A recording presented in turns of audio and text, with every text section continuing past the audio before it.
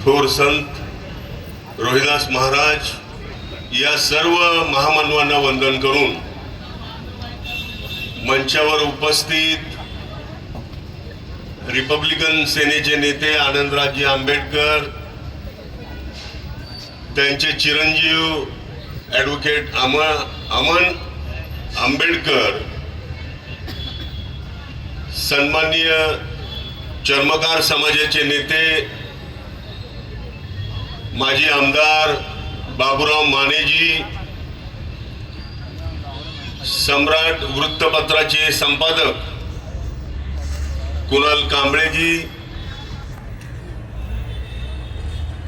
मंचावर उपस्थित सर्व आयोजन समितीचे नेते पदाधिकारी, पुणे शहरातल्या सर्व सामाजिक संघटना, महिला मंडळ, वेगवेगळ्या समाजाचे नेते, उपस्थित बंधू आणि भगिनी, उपवर्गीकरणाच्या संबंधामध्ये अनेक वक्त्यांनी या ठिकाणी आपलं मनोगत व्यक्त केलेलं आहे. खरं म्हणजे हा प्रश्नच निर्माण व्हायला नको होता.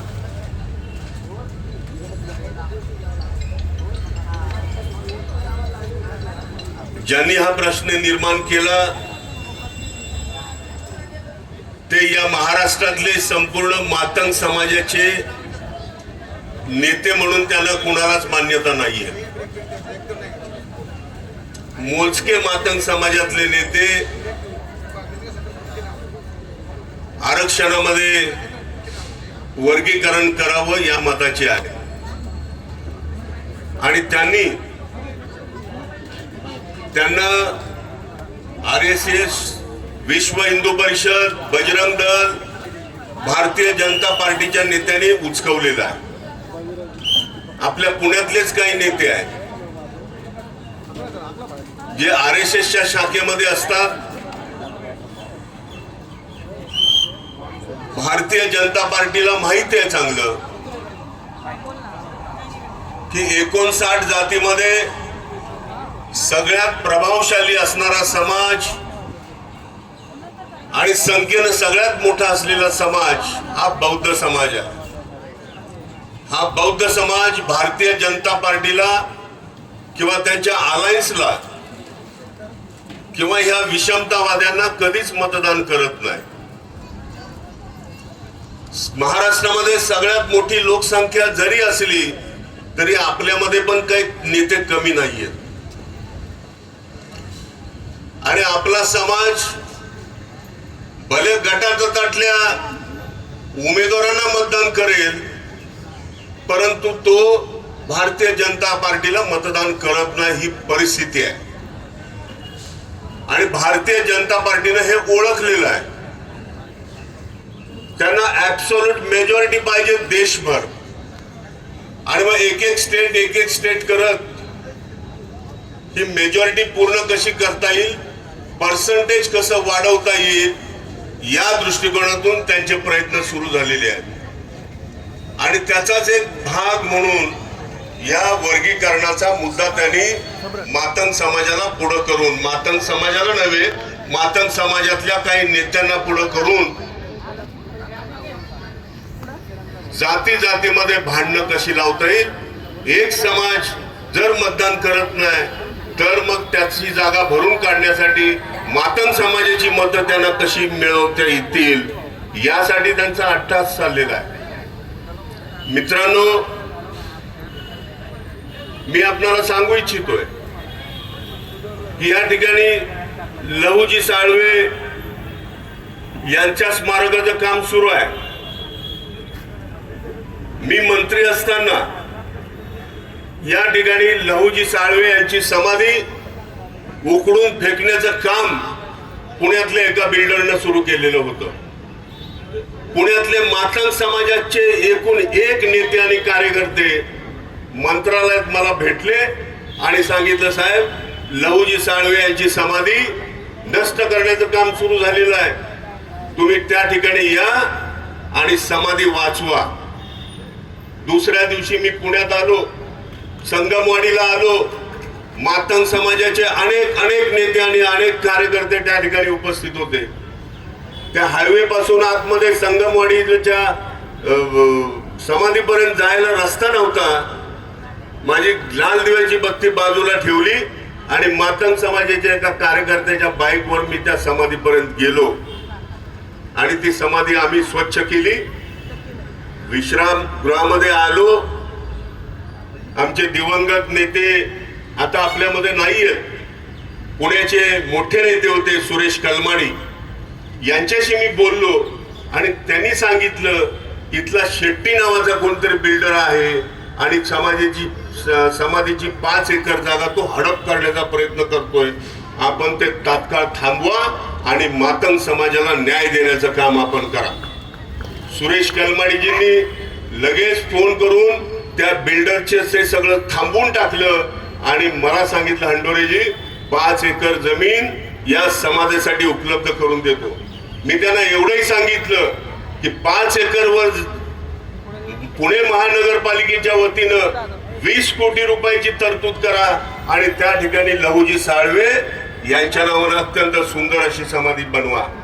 आज आपल्याला सांगू इच्छितो, निवड माझ्या शब्दावर आणि मातंग समाजातल्या कार्यकर्त्यांच्या आणि बौद्ध समाजाच्या कार्यकर्त्यांच्या जोरावर त्या ठिकाणी ते लहुजी साळवे स्मारक उभं जवळजवळ अर्ध्यापेक्षा जास्त काम झालेलं आहे. मित्रांनो, इथे मातंग समाज आणि बौद्ध समाज हा विषय नाहीये. आणि मी मंत्री असताना बौद्धांच्या खालोखाल मातंग समाजाला न्याय देण्याचं काम मी केलेलं आहे. मातंग समाजाच्या कुठल्याही पुढाऱ्याने केलेलं नाहीये. बौद्ध समाजाच्या जेवढ्या कार्यकर्त्यांना सहकारी संस्था दिल्या, तुम्ही सांगितलं की आपले उद्योजक झाले पाहिजे आणि मी जवळजवळ 1000 उद्योजक निर्माण केले, प्रत्येकाला 7-7 कोटी रुपये देऊन. 1 नंबरला बौद्ध समाज आणि 2 नंबरला मातंग समाजाच्या कार्यकर्त्यांना सहकारी संस्था दिल्या, 7-7 कोटी रुपयाची एक संस्था. अण्णाभाऊ साठे महामंडळाला शेअर कॅपिटलच्या रूपानं 1 नया पैसा मिळत नव्हता. मी प्रत्येक वर्षाच्या अर्थसंकल्पामध्ये 50 कोटी, 100 कोटी, 200 कोटी रुपयाची तरतूद मातंग समाजाच्या विकासासाठी मी करत होतो.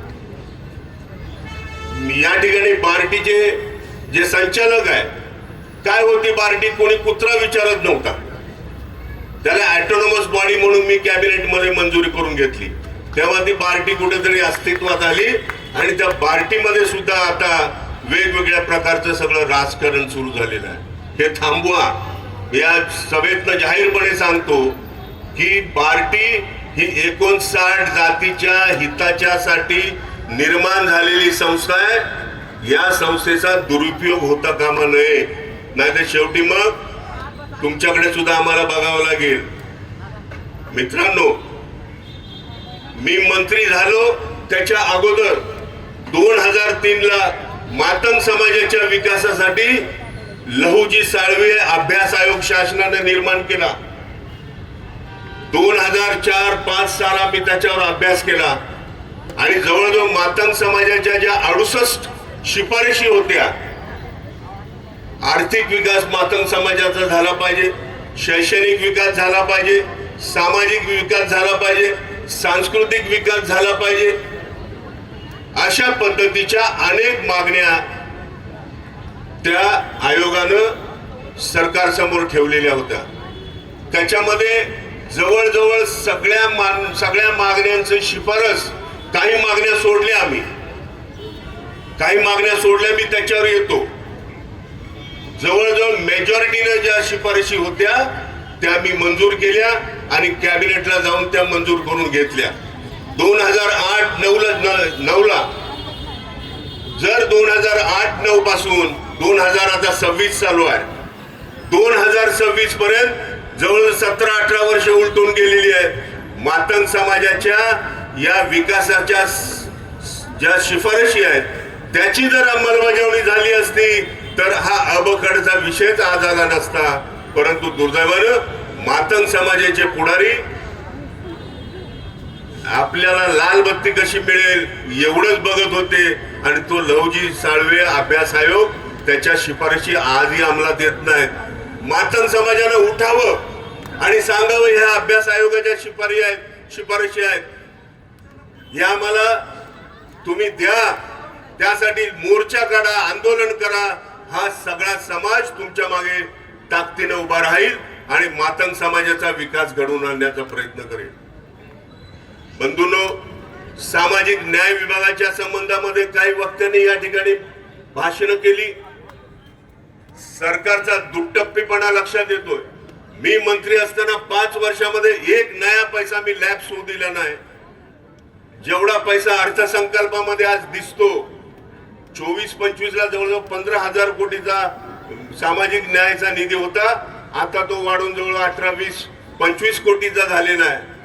आणि ह्या 25,000 कोटीमध्ये जर आपण सगळ्यांनी प्रयत्न केले तर ह्या 59 जातीला त्याचा फायदा झाल्याशिवाय राहणार नाही. त्यांना तुमचा फायदा करायचा नाहीये. त्यांना सामाजिक न्याय विभागाचा निधी तुमच्या गोरगरिबांपर्यंत घेऊन जायचा नाहीये. हा निधी हा वळवला कसा जाईल?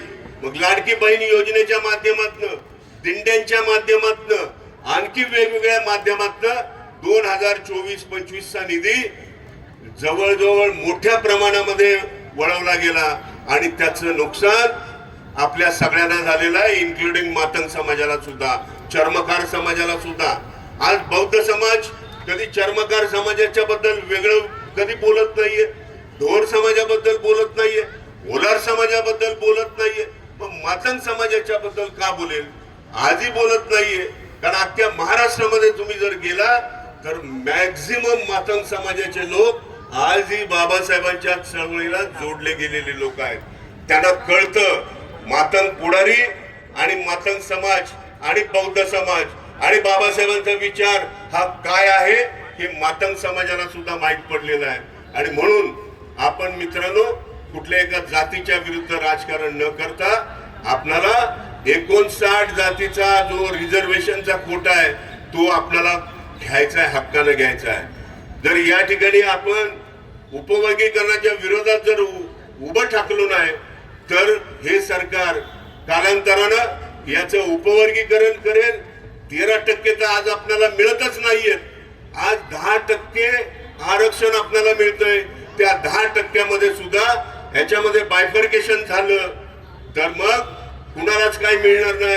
आणि हळूहळू हे सगळं आरक्षण हे जातीयवादी सरकार संपून टाकेल. ना मला ना तुला, घाल कुत्र्याला, अशी परिस्थिती या ठिकाणी सगळ्याच 59 जातीची होणार आहे. आणि म्हणून 59 जातीच्या लोकांना माझी विनंती आहे की रात्र वैराचे आपण सावध राहिलं पाहिजे. सगळ्यांना विनंती आहे या मोर्चाच्या माध्यमातून आपण सगळ्यांनी मिळून ही जनजागृती करूया. आरक्षणाचा मुद्दा हा हाणून पाडूया. बाबासाहेबांनी राऊंड टेबल कॉन्फरन्स मध्ये सांगितलं होतं जातीचा निवाडा करायचा असेल तर पहिला गोरगरिबांना तुम्ही मदत करा. ब्रिटिशांना ठणकावून सांगण्याचा प्रयत्न केला आणि तोच मुद्दा त्यांनी आपल्या राज्यघटनेमध्ये नमूद केला आणि सांगितलं 59 जातीमध्ये जर फूट झाली तर कुणालाही काय मिळणार नाही. 59 जाती जर एक संघ असतील तर त्याचा फायदा सगळ्यांना होईल. ही बाबासाहेबांची भूमिका त्या काळामध्ये होती. ती भूमिका आपल्याला घेऊन पुन्हा पुढे जायचं आहे एवढीच विनंती करतो. सोलापूरला संध्याकाळी कार्यक्रम असल्यामुळं मी आपली सगळ्यांची रजा घेतो. आनंदराजजी सॉरी. जय भीम. या कार्यक्रमासाठी ज्यांनी योगदान दिलं त्यामध्ये स्वाती गायकवाड, माता रमाई आंबेडकर रोड बुद्धविहार कृती समिती, त्याचबरोबर पुणे शहरातली जिल्हा